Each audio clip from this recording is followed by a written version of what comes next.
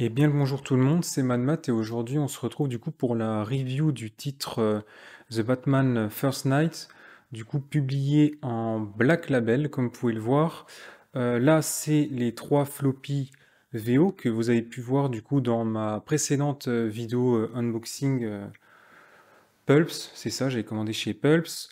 À savoir que Urban a été très réactif sur ce coup puisque ça va sortir chez eux, je l'ai sous les yeux, c'est le 30 août. Ça comportera 168 pages, pardon. J'imagine du coup qu'il y aura peut-être un peu de bonus. Je crois que c'est 48 pages par épisode. Et c'est affiché au prix de 17,06 €. Donc il me semble que ça c'est le prix hors taxe. Donc c'est 5% il me semble sur les livres. Donc en gros voilà, vous allez vous en tirer pour 18 balles, ce qui finalement correspond au prix VO à 7 euros, même moins que ça, et cette fois-ci en hardcover. Donc c'est vrai que pour ceux qui sont pas, si vous êtes patient et que la VO ne vous intéresse pas, en fait, je vous conseille quand même d'attendre que Urban vous fasse un très joli bouquin en hardcover. Alors, je me suis noté pas mal de choses. Je vais quand même essayer d'en parler un tout petit peu, mais sans spoiler, et ensuite je spoilerai peut-être un peu plus. Pour l'instant, vous pouvez rester là. Je vais essayer de vous donner envie de lire ce titre. Alors déjà, pour ce qui est des dessins, alors le pitch, on va commencer par le pitch, beaucoup plus simple. On est en 39, ok. Les États-Unis sont juste après la Grande Dépression. Le fascisme est en train de monter en Europe. Il monte aussi aux États-Unis, on pourra le voir dans le récit au travers de quelques dialogues de personnages. Et en fait, le commissaire Gordon va enquêter sur une série de meurtres assez sordides. Et Batman donc va faire sa première apparition en tant que justicier. Et vous allez donc suivre Batman ainsi que Gordon dans un Gotham comme vous ne l'avez jamais vu puisque effectivement ça se passe donc en 39 et je dois avouer que l'ambiance années 30, la guerre qui arrive, post Grande Dépression donne vraiment beaucoup de corps en fait au background de ce que doit être Batman en fait, cette espèce de créature de la nuit. En fait, c'est rare, je trouve, qu'on voit vraiment Gotham comme quelque chose. Là, Gotham est ultra anxiogène. Je vais vous le montrer un petit peu dans les dessins sans essayer de trop vous spoiler. Donc voilà pour le pitch. Pour ce qui est des dessins, donc je disais, personnellement, moi je suis conquis. Les dessins sont de Mike Perkins et le scénario de Dan Jurgens. Je ne vous l'ai pas dit, c'était écrit ici de toute manière. Donc pour ce qui est des dessins, on est sur quelque chose qui est voilà c'est très lourd. C'est très lourd, il y a beaucoup de noir, beaucoup d'ombre. Pour ce qui est de la lumière, c'est jamais des belles lumières blanches. En fait, on va toujours être sur des teintes très oxyde de cuivre, où le ciel, des fois, a une teinte un petit peu rose, rose-rouge, qui rappellerait la rouille, le sang. Euh, on sent la pollution et la crasse, en fait, dans ce Gotham-là, et c'est quelque chose qui m'a particulièrement plu. Ce sont les dessins de ce récit. Pour ce qui est du coup de l'intrigue, je vais être très honnête avec vous, ne vous attendez pas à une histoire avec un plot incroyable, ne vous attendez pas à une histoire avec des rebondissements de fou. J'ai pris le temps de lire ces trois floppies, étant donné que c'est de la VO et que je débute, je lisais à peu près, je mettais 1 heure pour 48 pages, il n'y a pas beaucoup de texte, mais c'est beaucoup de paroles avec un parler de gangster, où les mots sont que des... Comment dire, je sais pas comment appeler ça. En fait, ils ont un accent et c'est retranscrit en fait dans le texte. Et quand vous débutez la VO et que vous avez des mecs qui transforment les forts, par exemple FOR en FER, que les end c'est que des N, que vous avez des motherfuckers mais qui sont en phonétique sans aucun espace, que vous avez beaucoup d'expressions qui ont l'air d'être des expressions des années 30, notamment une expression qui voulait dire, j'ai dû regarder du coup sur internet, mais ça voulait dire en gros c'est quelque chose de classe, sauf que c'était dit dans un anglais des années 30. Donc je pense que pour ce qui est de la VF, vous allez avoir l'équivalent VF, mais ce sera peut-être beaucoup plus simple à lire. Je ne sais plus ce que je disais avec cette anecdote. Je parlais de l'ambiance, etc. Je parlais du coup des dessins. Voilà, je parlais aussi de rebondissements. Voilà, je vous disais que malgré que ce soit que trois petits bouquins de 48 pages, j'ai pas été tenu en haleine comme j'aurais pu l'être sur certains autres titres. Ça ne m'a pas empêché chaque soir d'être très content de rouvrir mes bouquins et de poursuivre cette histoire. Mais je dois dire que si vous recherchez ici quelque chose avec un grand plot, avec un genre de puzzle à reconstruire vous-même et avoir un plot de fou, vous allez être, je pense, déçu. Je vais tout de suite vous dire quand même d'aller sur ce titre, ne serait-ce que pour les dessins, ne serait-ce que pour la proposition qui est faite de mettre Batman dans un contexte, comme je vous l'ai dit tout à l'heure, post-dépression et juste avant une guerre qui menace. Je vais pas pouvoir vous en dire plus parce que je vais spoiler. J'ose d'ailleurs pas vous montrer la suite des pages parce qu'on va bientôt arriver sur le deuxième et le troisième floppy et la fin de celui-ci où il y a quand même un cliffhanger. Donc je vous encourage quand même à donner la chance à ce titre, voilà, pour moins de 20 balles. Je pense quand même que c'est, comme je vous l'ai dit, ne serait-ce que pour la proposition visuelle et le contexte historique, très intéressante.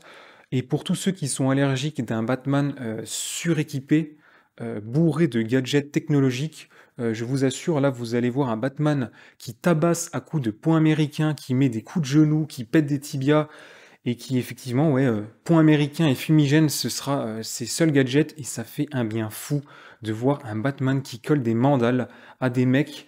On a l'impression de voir la chair qui éclate en fait au travers des pages. À savoir que ce titre est interdit au moins de 17 ans, je crois. Il me semble que c'est écrit derrière. Il me semble que c'est écrit ici. Age. Yeah, voilà, c'est ça. Ok. Je sais pas en français ce que ça, c'est quoi l'équivalent en PG. Le fait est que de toute manière, voilà, ne donnez pas ça à un gamin de 12 ans. De toute manière, je pense que l'histoire et les dessins vont pas lui plaire. Ça m'étonnerait. Je vais maintenant du coup passer à la partie spoiler. Alors, en fait, ce qui m'a dérangé avec ce récit, enfin, déranger, c'est quand même un bien grand mot, mais comme je vous le disais, il n'y aura pas de plot incroyable. Là, la proposition est plus suivre Batman dans un contexte différent. Mais je ne peux pas m'empêcher, en fait, j'ai pris des notes durant ma lecture, d'y voir à plusieurs reprises quand même certains sous-textes. Je vais m'expliquer. Par exemple, au cours du récit, les meurtriers en série qu'on va voir dans ce récit sont en fait des monstres en fait, et on va comprendre que ce sont des personnes qui étaient presque mortes et qui ont été transformées, ce qui fait que ce sont presque des zombies. Et il y a toute cette intrigue entre guillemets de se dire mince, les morts reviennent. Et plusieurs fois dans le récit, on a des personnages qui mettent l'accent sur le fait que euh, la Grande Dépression est finie, les gens pensaient que la guerre qui devait mettre fin à toutes les guerres, ça y est, c'est du passé, et en fait, on voit le fascisme qui est en train de monter, la guerre commence à... On est à l'aube de la guerre, en fait.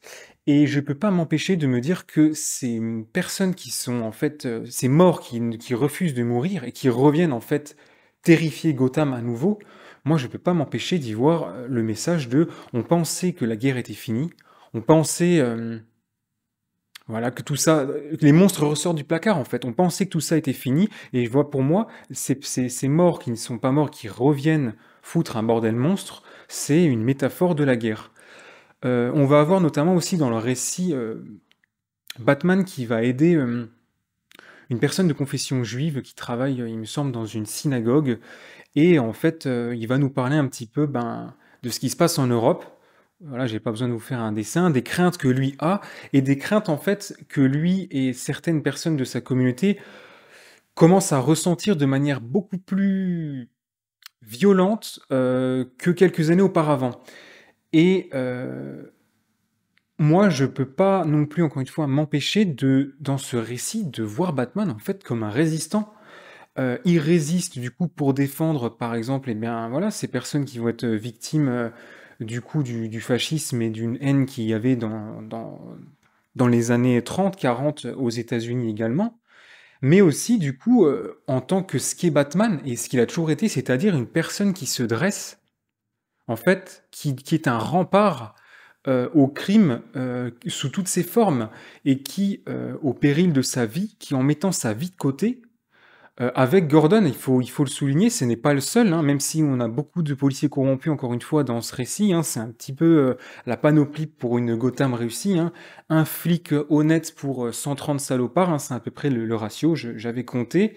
Euh, mais du coup, voilà, je ne peux pas m'empêcher que lui, finalement, c'est un résistant, tout comme Gordon, et que même si dans ce récit, on dit effectivement, les personnes ils le voient comme un monstre. Batman arrive, il faut quand même se mettre dans le contexte. Il y a des monstres qui sortent de nulle part. On a un espèce de malade mental déguisé en chauve-souris qui tabasse les gens à coups de poing américains. Donc il est vu comme un monstre au début, comme dans beaucoup de récits Batman au début, hein. Mais finalement, il va devenir un symbole en fait d'espoir et encore une fois de rempart au crime, à la haine, aux injustices. Donc, vu une fois qu'on analyse un petit peu tout ça, le récit, je trouve, prend quand même beaucoup plus de sens. Et honnêtement, hein, je peux pas m'empêcher de me dire que ce récit, si vous le lisez vraiment sans aucune analyse, sans un petit peu essayer d'y voir du sous-texte, ce sera sympathique. Voilà, ce sera une lecture sympathique, ce sera du 5,5 sur 10. Si on y met un petit peu de contexte, qu'on lit entre les lignes, tout de suite, on a quand même un récit qui a quand même un peu plus de pêche et un peu plus un récit qui restera un peu plus dans vos mémoires en fait. Donc globalement, je suis quand même plutôt satisfait de ces récits. Alors j'ai la hype de commencer la VO, hein, je vous l'avais dit du coup dans ma vidéo unboxing la dernière fois. J'ai cette hype là évidemment, mais j'ai quand même, voilà, je vous dis, ce sous-texte est quand même très très intéressant. Du coup je reprends, j'ai eu un tout petit problème de caméra, heureusement c'est arrivé à la fin de la vidéo. Donc j'étais juste en train de vous dire qu'effectivement je disais plus de continuité, etc. et que j'étais peut-être un peu plus à même d'être friand de ces récits qui me proposent autre chose et qui me mettent Batman pardon, dans un contexte bien différent que celui qu'on lui connaît d'habitude. Donc je vais du coup terminer la vidéo maintenant. Je vous recommande très sincèrement ce récit. C'est vrai qu'au début de la vidéo j'étais peut-être un peu plus... En fait, du fait d'avoir spoilé, d'en avoir reparlé, en fait, je me rends compte finalement c'est quand même un récit plus que correct. Euh, je disais une fois qu'on l'analyse, je pense qu'on est plus sur 6,5, 7 en tant que récit Black Label, hors continuité, Batman. Donc voilà, j'espère en tout cas que il va falloir que je fasse un raccord sur la vidéo entre les deux parties qui ont coupé. Heureusement que ça n'a pas coupé au tout début, que j'ai parlé pendant une demi-heure tout seul, ça aurait été relativement embêtant pour moi de recommencer. Surtout que je l'ai fait en one shot, c'était plutôt cool. Je sais plus ce que je disais. J'espère vous avoir donné envie de lire ce bouquin, Le 30 août chez Urban. Sinon en VO, je crois que ils sont en train de reprint. Moi, celui-ci, c'est un second tirage. Je crois qu'ils sont en train de retirer, de refaire un tirage des 3 issues. Il y aura certainement un TPB, j'imagine. Donc voilà. En tout cas, pour ceux qui n'ont pas lu ce récit, bah écoutez, je vous invite quand même à me dire en commentaire ce que vous avez pensé de ma vidéo. Si ce genre de review vous plaît, j'essaye d'être concis, c'est un truc minuscule, j'ai pris un quart d'heure, c'est dingue. Pour ceux qui ont lu le récit, est-ce que vous avez aussi, comme moi, en fait, essayé un petit peu de lire entre les lignes? Je suis pas en train de dire que je me suis trituré à ménage comme un malade, hein. J'ai pas non plus suranalysé ça, hein. On n'est pas sur non plus sur quelque chose d'exceptionnel, mais est-ce que vous aussi, vous avez lu ça avec un œil peut-être un peu plus affûté, entre guillemets, ou alors est-ce que vous avez vraiment pris ça comme un petit one-shot, on met Batman dans dans un autre contexte, avec un Gotham plus gothamien que jamais, ou non. Voilà, en tout cas, j'espère que la vidéo vous aura plu, et puis écoutez, on se retrouve très prochainement pour peut-être un unboxing, ou alors il faut que j'attaque Geiger. J'ai reçu le TP1 et le TP de Geiger, du coup, l'ancienne série, et le TP de Junkyard Joe, il faut que je les lise. Et j'ai fait quelques petites précommandes d'ici qui vont arriver pendant l'été. Du Black Label, encore une fois. J'ai très hâte de vous montrer ça, j'ai des covers incroyables. Voilà, du coup, je vous dis à bientôt, et puis en attendant, écoutez, je vous souhaite de très bonnes lectures.